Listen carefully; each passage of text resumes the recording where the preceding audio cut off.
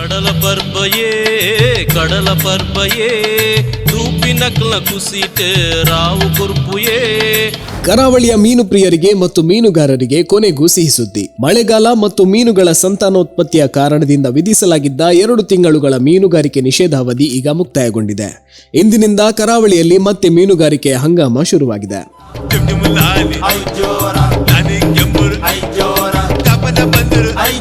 ಕಳೆದ 1 ವಾರದಿಂದಲೇ ಮಂಗಳೂರು ಮತ್ತು ಮಲ್ಪೆ ಬಂದರುಗಳಲ್ಲಿ ಸಿದ್ಧತೆಗಳು ಭರಪೂರವಾಗಿ ನಡೆಯುತ್ತಿವೆ. ದೋಣಿಗಳು ದುರಸ್ತಿ ಕಾರ್ಯ ಮುಗಿಸಿ ಐಸ್ ತುಂಬಿಸಿಕೊಂಡು ಆಳ ಸಮುದ್ರಕ್ಕೆ ಧುಮುಕಲು ಸಂಪೂರ್ಣವಾಗಿ ಸಿದ್ಧವಾಗಿವೆ. ದಕ್ಷಿಣ ಕನ್ನಡ ಮೀನುಗಾರಿಕೆ ಇಲಾಖೆ ಪ್ರಕಾರ ಮೊದಲ ದಿನವೇ ಸುಮಾರು 70 ರಿಂದ 100 ಬೋಟ್ಗಳು ಸಮುದ್ರಕ್ಕೆ ತೆರಳಿವೆ.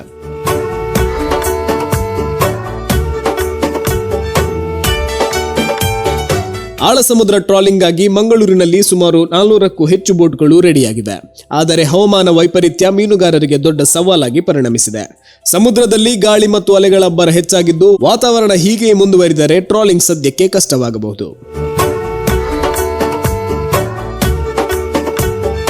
ಇನ್ನೊಂದೆಡೆ ಪರ್ಸಿನ್ ಬೋಟ್ ಮೀನುಗಾರಿಕೆಯು ಆಗಸ್ಟ್ 7ರಂದು ಸಂಪ್ರದಾಯದಂತೆ ಸಮುದ್ರ ಪೂಜೆಯ ನಂತರ ಆರಂಭವಾಗಲಿದೆ. ಆದರೆ ಇದಕ್ಕೂ ಹವಾಮಾನವೇ ಪ್ರಮುಖ ನಿರ್ಣಾಯಕ. ಇತ್ತ ಮಲ್ಪೆ ಬಂದರಿನಲ್ಲಿಯೂ ಪೂರ್ವಭಾವಿಯಾಗಿ ಸ್ವಚ್ಛತಾ ಕಾರ್ಯಗಳು ಮುಗಿದಿದ್ದು ಹಂತ ಹಂತವಾಗಿ ದೋಣಿಗಳು ಸಮುದ್ರಕ್ಕೆ ಇಳಿಯಲು ಸಜ್ಜಾಗಿವೆ.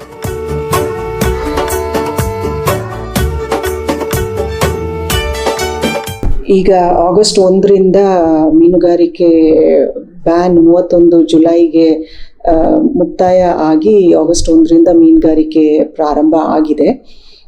ಈಗಾಗಲೇ ಮೀನುಗಾರರು ತಮ್ಮ ಬೋಟಿಗೆ ಅವಶ್ಯಕತೆ ಇರುವ ಎಲ್ಲ ಸಿದ್ಧತೆಗಳನ್ನ ಮಾಡ್ಕೊಂಡಿದ್ದಾರೆ.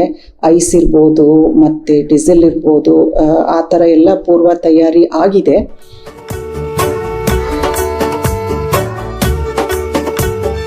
ಕಳೆದ ವರ್ಷ 3850 ಕೋಟಿ ಅಷ್ಟು ವ್ಯವಹಾರ ಆಗಿದೆ.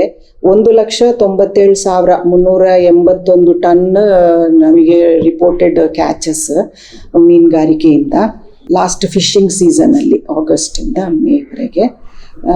ಪರವಾಗಿಲ್ಲ, ಒಳ್ಳೆ ಮೀನುಗಾರಿಕೆ ಅಂತ ಪರಿಗಣಿಸಬಹುದು ನಾವು ಅದನ್ನು.